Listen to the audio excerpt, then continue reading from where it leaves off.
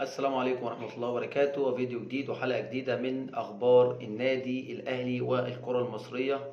تحيات لحضراتكم. ما تنسوش أول حاجة بنبدأ بيها الفيديو بتاعنا الصلاة على النبي. اللهم صل وسلم وزد وبارك على سيدنا محمد وعلى آله وصحبه أجمعين. وما تنساش أول حاجة تصلي على النبي في التعليقات ولايك وشير علشان المعلومة توصل لغيرك بإذن الله. هنتكلم يا جماعة عن عقوبات نادي الزمالك. طبعا انا كنت قلت في فيديو امبارح وفي منشور واول امبارح ان عقوبات نادي الزمالك، واكدت لحضراتكم ان هي هتكون عقوبات ماليه وغالبا معدومه صراحه. يعني عامر حسين، من غير الحاج عامر حسين رئيس لجنه المسابقات ورابطه الانديه عاملين عرض وكازيون وهيصه لنادي الزمالك. العقوبات يا جماعة، يعني النهاردة معلش في الكلمة، لما تفرض العقوبة اللي تم فرضها 50,000 جنيه بسبب سباب الجماهير. 50,000 جنيه عقوبة على نادي الزمالك بسبب كلام الجماهير.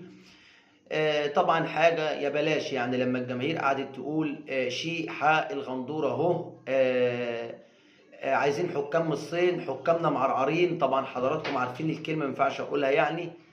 وصلاة النبي يعني بصراحة حاجة حلوة أوي وحاجة قيمة أوي. اطلع اشتم في الحكم وسب في الحكم، وجماهير طول المباراة تقول نفس الكلام وتتردد، ويا سلام يا بلاش تدفع 50,000 جنيه. قطع الحكم وقطع الدنيا وقل أدبك. 50,000 جنيه مع إن اللائحة بتنص إن أقل حاجة 100,000 جنيه ومباريتين بدون جمهور. وتم فرض عقوبة 25,000 جنيه على نادي الزمالك لما بدر من اللاعبين من اعتراضات.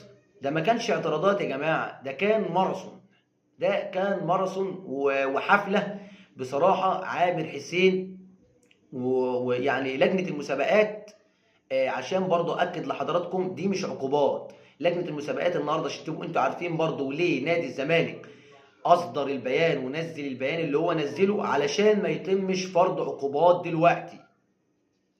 يعني المفروض يكون في إيقافات. وتم رفع التقرير بتاع حكم المباراة لما بدر من جوميز المدير الفني لنادي الزمالك تجاه الحكم الرابع عاطف حسين، يعني والتعدي عليه بالضرب أو الزق في صدره. ودي يعني بصراحة دي عشان تبقوا انتوا عارفين فيها اقل حاجه في القانون ولجنه الانضباط. ومفروض عامر حسين ولجنه المسابقات اللي كانت ادت فيها 8 مباريات ايقاف، على الاقل خالص مباريتين. فليه نادي الزمالك نزل البيان؟ علشان ما يتمش الايقاف. وحتى لو عامر حسين بقى اللي عامل كازيون سيادته، وعلشان يرمي بياضه لنادي الزمالك ويضمن ان هو يكون موجود في لجنة المسابقات الموسم الجديد، حب يخدم. وازاي بقى الزمالك احنا هنفرض عقوبة والزمالك يلعب المباراة اللي جاية مع فاركو ويلعب مباراة نادي الاهلي من غير ما يكون عنده مدير فني ومن غير جوميز؟ ازاي وده المدرب؟ وطبعا الزمالك اتخدم في الحتة دي. يا سلام لو النادي الاهلي كانت الدنيا خربت.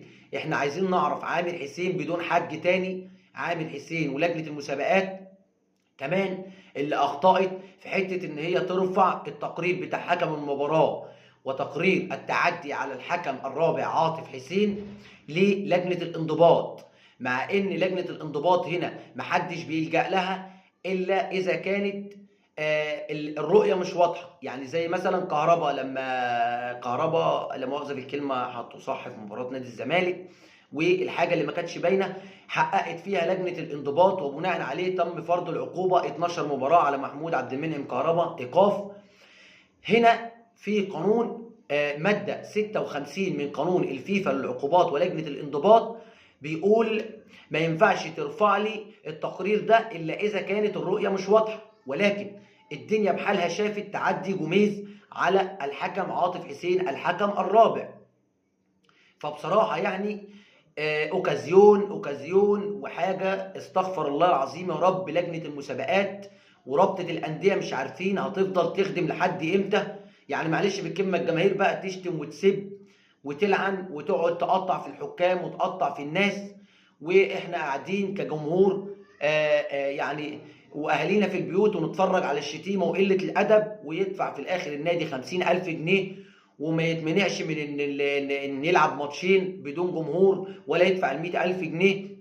واللاعبين قال لك لما بدر من اللاعبين او من بعض اللاعبين بالاعتراض على حكم المباراه. بدر ايه ده؟ عبد الله السعيد كان هينطح الراجل في صدره، احمد الغندور مش لوحده، وزيزو قلنا ايقاف علشان تراكم الانذارات، مش هيلعب مباراه فاركو اللي جايه.